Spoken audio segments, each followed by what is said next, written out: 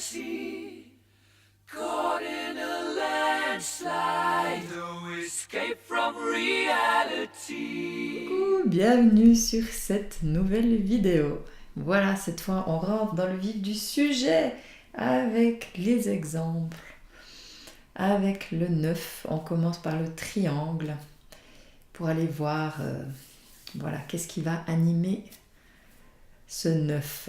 Donc, je t'ai pas dit dans la vidéo précédente, je vais te redécrire les types, je vais rappeler les vérités divines, les réalités humaines, les peurs et les évitements, comme ça, ça resitue, comme ça tu le réentends encore une fois, hein, donc ça fait un petit rappel et puis voilà.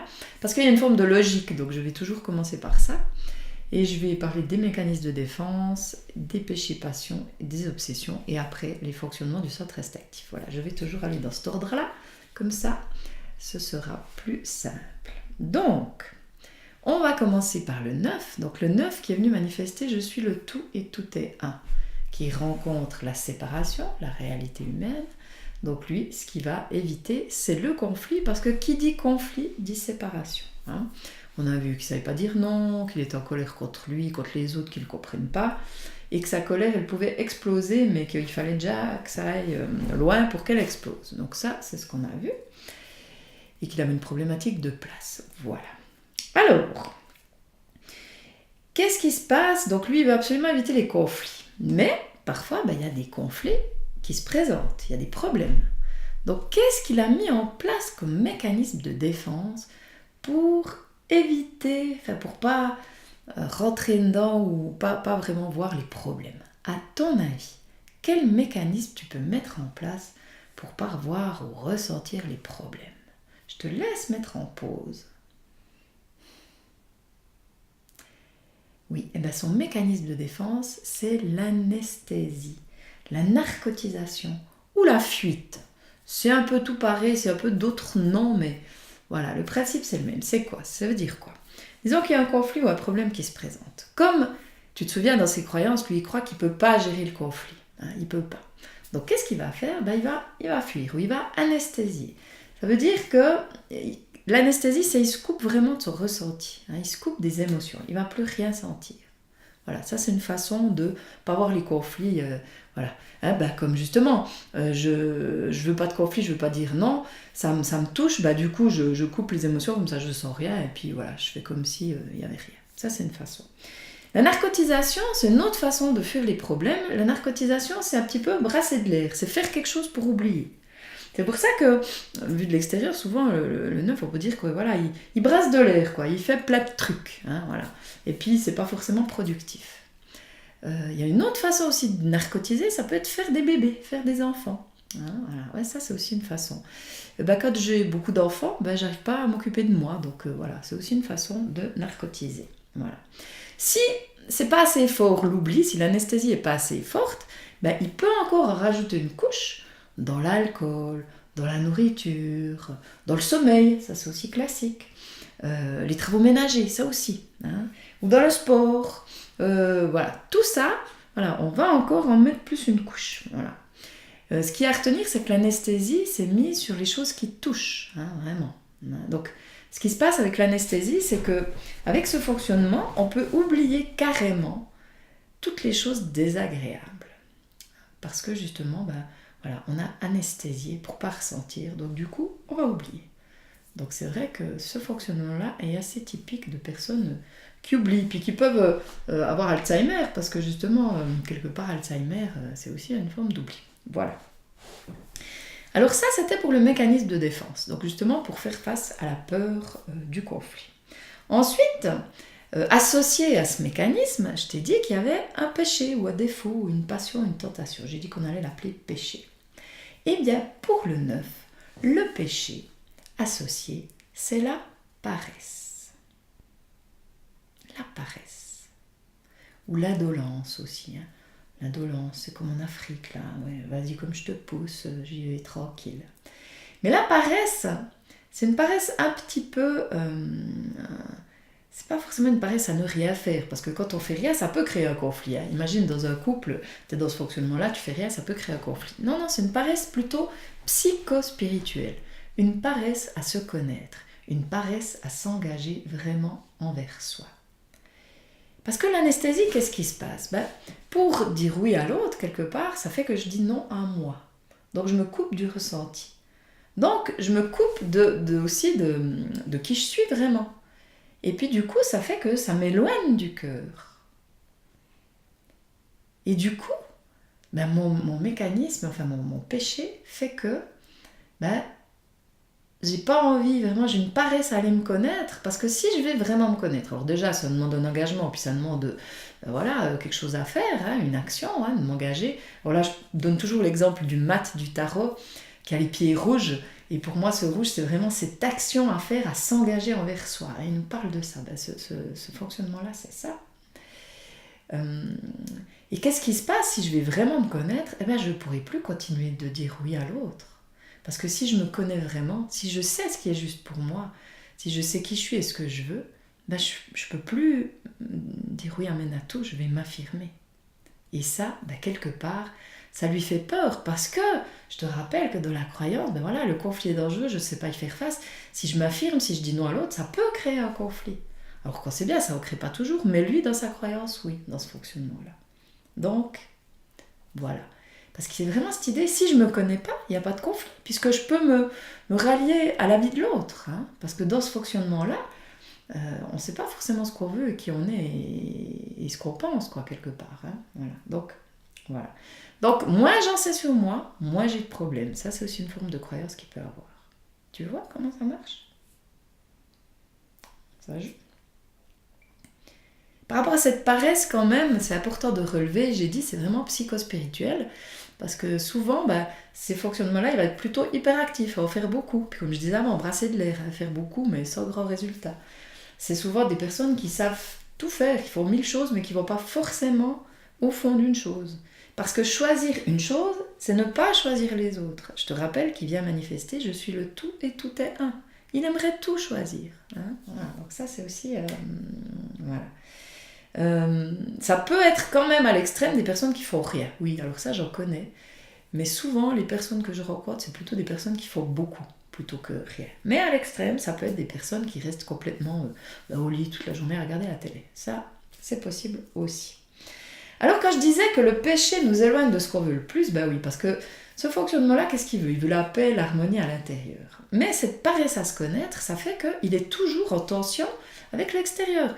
Je t'ai dit, déjà la flèche, elle est dans les deux sens. C'est vraiment une lutte entre ce que moi je ressens et ce que l'extérieur me dit. Donc il est toujours en lutte.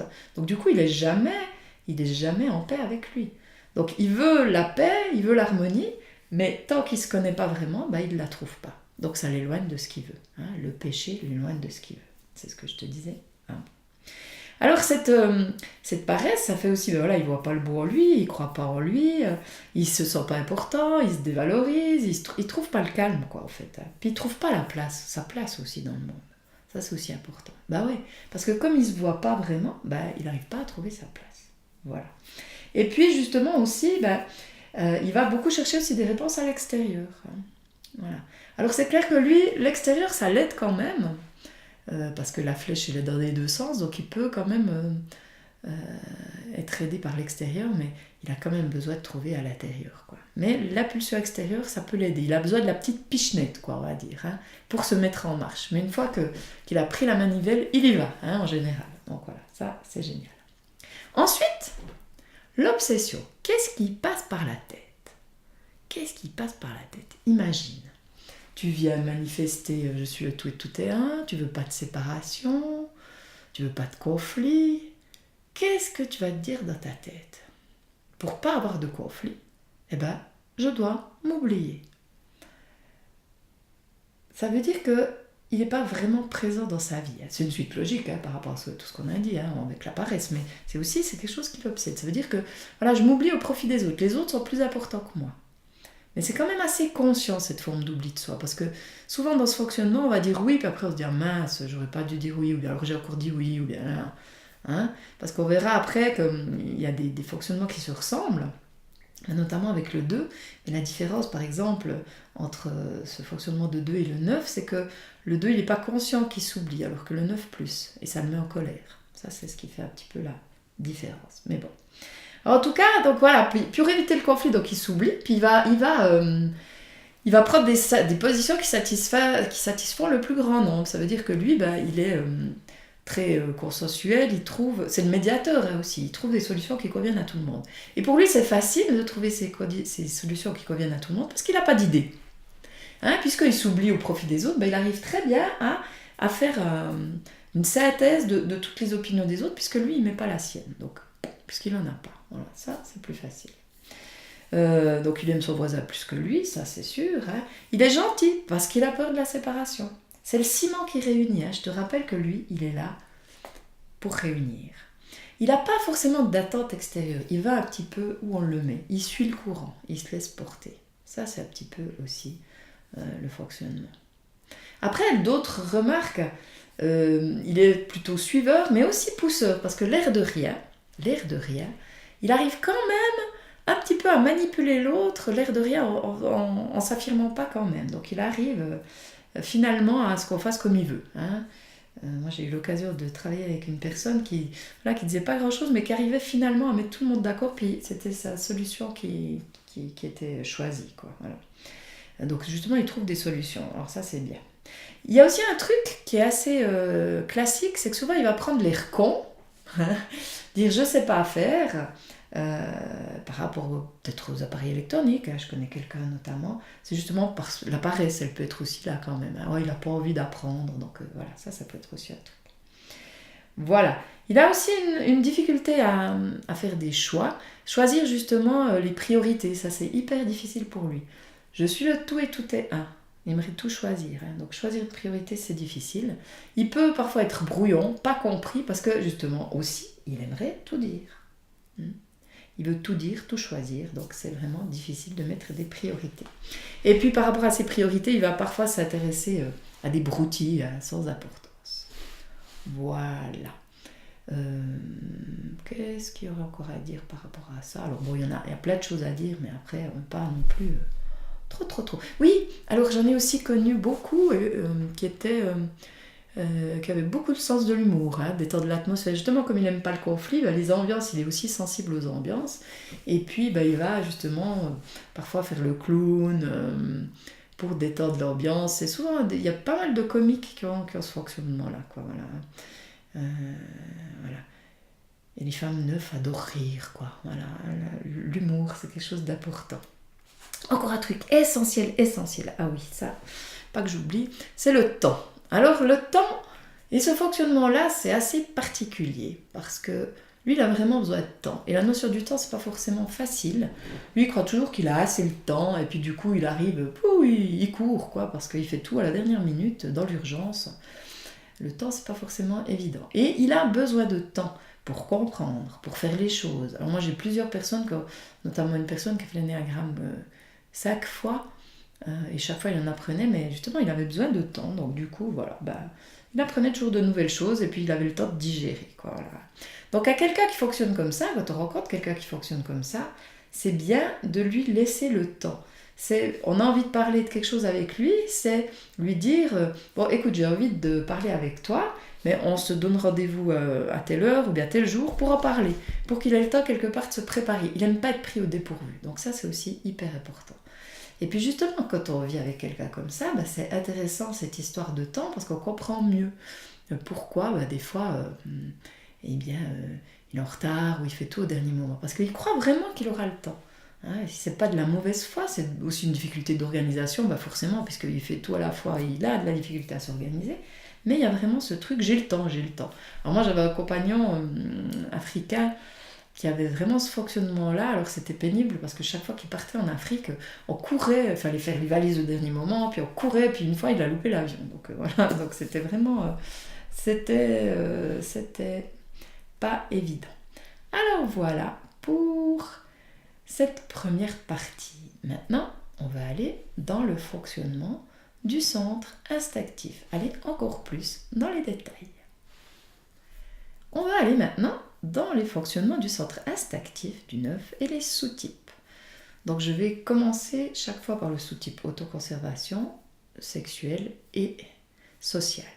Et pour chaque sous-type, il y aura un mot-clé. Voilà, et je vais te décrire un petit peu ça.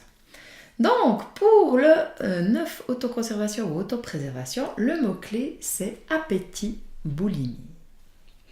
C'est celui qui va narcotiser le plus.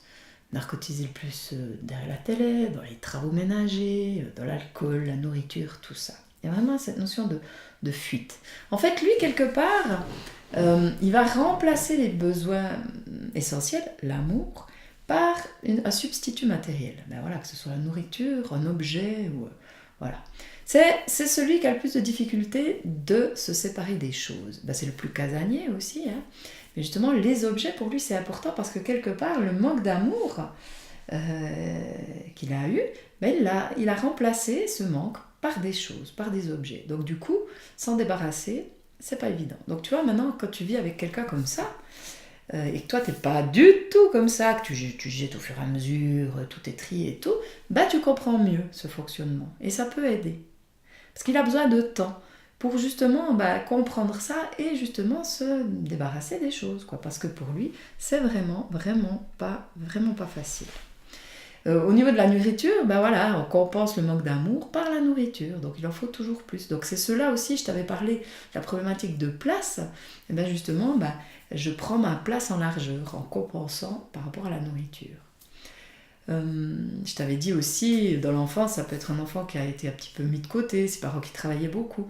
Voilà, hein, je prends de la place comme ça, où j'accumule les choses. Ça peut être un enfant aussi, comme ses parents n'étaient pas là, peut-être qu'ils l'ont gâté en contrepartie avec des jouets, des choses comme ça, il va être très attaché à ses jouets. Difficulté à les prêter, par exemple, aussi. Voilà. Donc il va aussi narcotiser dans les travaux ménagers, dans le bricolage aussi. Puis là, par rapport aux travaux ménagers, j'ai un petit témoignage, je trouve intéressant.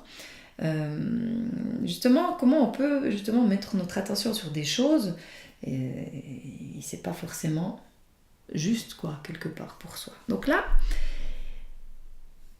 je te lis. Savoir ce que je voudrais vraiment va me demander du temps. Quand mon mari me propose quelque chose, je crois que j'ai honte de lui répondre que je ne sais pas ou que j'ai besoin de beaucoup de temps pour lui répondre.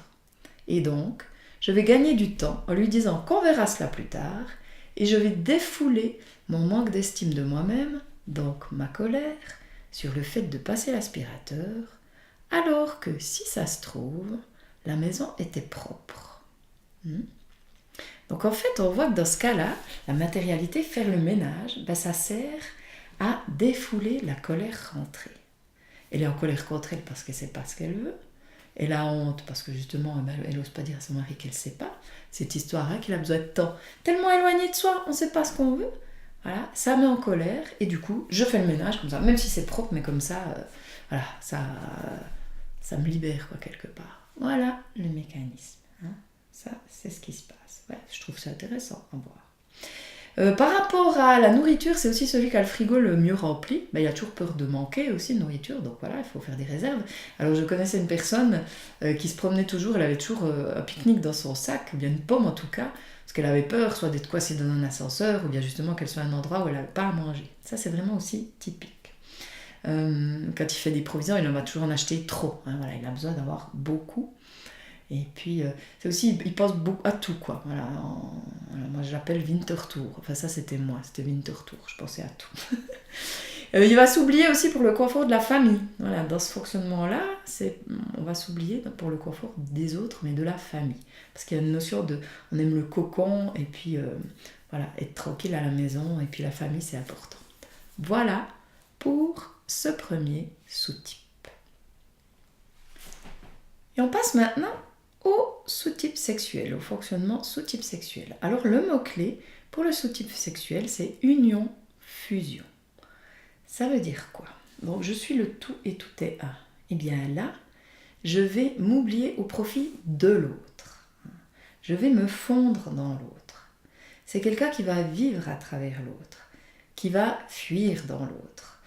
Il a envie de la fusion complète, mais en même temps, il y a quelque chose, il en a peur. C'est aussi pour ça que les relations ne sont pas forcément faciles, parce qu'il rêve de la fusion, mais il va se perdre dans l'autre. Donc il y a un côté, ça lui fait peur. C'est pour ça qu'il a une difficulté à s'engager, parce qu'il croit, j'entends, il y a une notion de se perdre. Hein.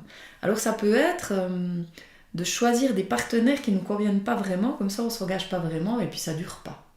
Parce qu'il y a vraiment le risque que si il me convient totalement, je me perds dans l'autre et je perds mon identité. Il y a une notion comme ça dans cette fusion. Il dit plus, dans cette fusion, il dit plus tu, mais je, mais nous. Enfin, j'entends, il y a vraiment... il trouve son identité au travers de l'autre. Et puis, ça va loin aussi, ça va par exemple... on a beau dire quelque chose, si l'autre lui dit oui, qu'il l'aime et tout, mais s'il ne le ressent pas au travers de l'autre, ben ça va pas, quoi. C'est comme si... Ce neuf-là, il est hypersensible et il ressent vraiment... C'est une éponge, quoi. Il ressent les émotions des autres. Et du coup, après, il sait plus si c'est la sienne ou celle de l'autre, quoi. Alors moi, ça me fait penser, j'avais une époque, ben, j'étais hypersensible, j'avais vraiment un fonctionnement assez... enfin, j'avais ce fonctionnement-là, vraiment très fort. Et j'avais une collègue de travail qui s'était fait plaquer par son compagnon à l'époque. Et puis, eh ben, c'était comme si c'était moi. Voilà. Je fusionnais totalement avec ce qu'elle pouvait ressentir. Elle-même, je pense même qu'elle n'était pas si mal que moi, quoi. Bah, c'était quelqu'un qui coupait pas mal les émotions, mais moi, je ressentais tout. Donc, il y a vraiment cette notion-là de fusionner. Fusionner, c'est aussi accepter les points de vue de l'autre, dire comme l'autre, pas exprimer son avis. Ben non, forcément, on n'en a pas, puisque on est éloigné de soi. Donc ça, c'est aussi ça. Et puis là, il y a quelque chose d'intéressant aussi, c'est que des fois, on peut adopter les habitudes de l'autre ou le sport de l'autre sans vraiment se poser la question si c'est juste pour soi. Et là, il y a un témoignage d'une fille qui dit qu'elle a fait de la planche à voile pendant des années, elle était même championne de France ou de je sais plus quoi, de quel pays. Puis un matin, elle s'est réveillée et puis elle s'est rendue compte qu'elle aimait ni la mer ni le vent. Quelque part, elle avait fait ça pour plaire à son mari, quoi, parce que lui, il aimait ça. Mais c'était pas son truc à elle. Ça peut aller vraiment très loin. Et elle n'en était pas consciente jusqu'à un certain moment. Ah ouais, mais en fait, j'aime pas ça. Donc il peut y avoir, l'oubli peut aller très loin, l'oubli de soi. Ça, voilà. Voilà, qu'est-ce qu'il y a encore ? Oui, le risque aussi là-dedans, c'est la jalousie aussi, parce que forcément, on vit tellement pour l'autre que l'autre oserait faire. On peut être jaloux. Il peut y avoir le désespoir de perdre l'autre, parce que si on perd l'autre, c'est comme si on perdait une partie de soi. Donc ça, voilà. Donc ça peut être pas forcément évident. Et puis il y a vraiment cette idée, je veux la fusion, mais en même temps, j'en ai peur. Donc ça, c'est quelque chose à retenir. Donc celui-là, c'est le plus hypersensible, ce fonctionnement-là. On peut souvent le confondre avec le 4 ou avec le 6. Voilà, c'est le plus passionné. Les sous-types sexuels, c'est toujours les plus passionnés. En tout cas, ceux qui ont le plus d'énergie. Voilà. Voilà. Je crois que c'est tout ce que j'avais à vous dire. Oui, non, encore quelque chose. Oui, ça c'est aussi important. La fusion, ça peut être avec le travail aussi. Parce que voilà, le sous-type sexuel, j'ai dit, c'est par rapport aux autres, mais c'est par rapport aussi à une chose ou à quelque chose. Là, en l'occurrence, le travail, c'est des personnes qui peuvent fusionner complètement avec le travail aussi. Ça veut dire être dans le travail, être dans une occupation, pas voir le temps passer, pas manger, pas se fondre, quoi. Son travail, c'est lui, quoi. Voilà. Donc ça, c'est aussi un fonctionnement très fort de ce sous-type-là. Voilà. Et puis maintenant, on va passer au dernier, l'instinct social. Alors pour l'instinct social, le mot-clé, c'est participation. Ça veut dire quoi ? Ça veut dire que dans ce fonctionnement-là, on va s'oublier, mais dans le groupe. Voilà. Donc le groupe, c'est vraiment l'excuse pour remettre ses besoins à plus tard. J'avais un client qui faisait partie de je ne sais plus combien d'associations. Et puis tous les jours, presque tous les soirs, il avait une assemblée. Donc du coup, il allait aux assemblées et puis il ne s'occupait pas de lui. Donc c'était l'excuse, quelque part. Donc, c'est vraiment dans le groupe que l'oubli de soi se montre, quoi. En faisant partie du groupe, j'ai des excuses pour remettre à demain mes besoins. Voilà. Donc... ça c'est classique. Alors le groupe, il peut y avoir des fois des personnes qui sont à la lisière du groupe, qui rentrent pas vraiment dans le groupe. Alors ça, c'est aussi... moi j'ai vécu ça quand j'étais gamine, je faisais de la gym. Et puis j'arrêtais toujours juste avant qu'il y ait la soirée annuelle, là, ou bien la fête de gym, parce que je voulais pas trop m'impliquer. Donc je faisais partie du groupe, mais j'étais un petit peu... en retrait, puis j'arrêtais quand je voulais, quoi. Voilà, il n'y avait pas une application vraiment profonde. Dans les groupes, ça peut être des personnes aussi qui sont peut-être les caissiers du groupe, mais qui ne sont pas forcément actif autrement. Caissier, oui, parce que des fois, il va se laisser embobiner, entre guillemets, vite envahi par les autres, on va lui donner les choses que les autres n'aiment pas forcément faire, quoi. Voilà. Puis comme il ne sait pas dire non, voilà, il va dire oui. Mais il est souvent quand même à la lisière du groupe. Donc justement, en étant dans le groupe, il évite de reconnaître ses besoins. Mais le groupe, c'est aussi un moyen de se sentir aimé, accepté. Parce que une des problématiques, une des difficultés de ce fonctionnement-là, c'est souvent le sentiment d'être seul. Je suis le tout et tout est un, donc j'aimerais être relié aux autres, mais le ressenti souvent, c'est je suis seul. Alors si j'appartiens au groupe, je me sens moins seul. Voilà. Et puis, voilà. Mais c'est toujours difficile d'aller au bout des engagements. Voilà. Puis il se sent aussi vite débordé, puis du coup il va pouvoir tout envoyer valser parce que il veut pas être envahi. Puis il y a aussi une notion quand même derrière de liberté, c'est très important pour lui. Il n'aime pas du tout les contraintes. C'est aussi paradoxal, quoi. Il se laisse des fois, il a des difficultés à dire non, voilà, mais justement lui il n'aime pas les ordres, il n'aime pas être forcé à faire quelque chose. Alors même s'il l'est souvent, mais la liberté c'est quelque chose d'important pour lui. Hein. Alors tous les fonctionnements de ce type-là, le 9, la liberté c'est quand même très très important. Mais voilà, c'est paradoxal parce que je veux être libre et puis je dis oui. Ah, c'est pas tellement juste, quoi. Enfin, le ressenti à l'intérieur, ça colle pas vraiment. Alors voilà pour ce nouveau tour d'horizon du 9. Donc je t'invite à ressentir, à expérimenter, à voir comment ça te parle, à voir si ça résonne ou si tu es en réaction. Je t'invite peut-être à réécouter, peut-être en fermant les yeux, peut-être les sous-types, ça peut être intéressant, pour voir comment ça résonne. Puis justement, ça va t'amener à mieux comprendre ce que vit l'autre, ou toi. Tu vas pouvoir faire des liens avec ce que tu vis. Et puis, en tout cas pour moi, quand j'ai compris tout ça, notamment avec l'histoire de le fait de tout garder, ça m'a permis de commencer à nettoyer, à vider des choses, quoi. Parce que c'est vrai que les personnes qui m'ont aidé à déménager, j'ai déménagé 16 fois, je pense qu'elles s'en souviennent, quoi. Parce que je gardais tout depuis des années. Voilà. Et c'est vrai que les personnes qui vivent avec sont pas forcément, comprennent pas forcément. Là, ça t'amène une autre vision. Ok, c'est émotionnel et c'est très dur de s'en séparer. Par exemple, mais je t'invite vraiment à mettre des noms, comme je t'ai dit déjà, sur ces fonctionnements, et puis vraiment te relier au cœur en fermant les yeux et pour mieux comprendre ce qu'il y a en jeu. Voilà. Alors je t'invite aussi, comme d'habitude, si tu as des prises de conscience, à les noter sur le groupe, que tout le monde en profite. Super. Alors, je te laisse et puis je te dis à tout bientôt. Belles observations. Bye bye.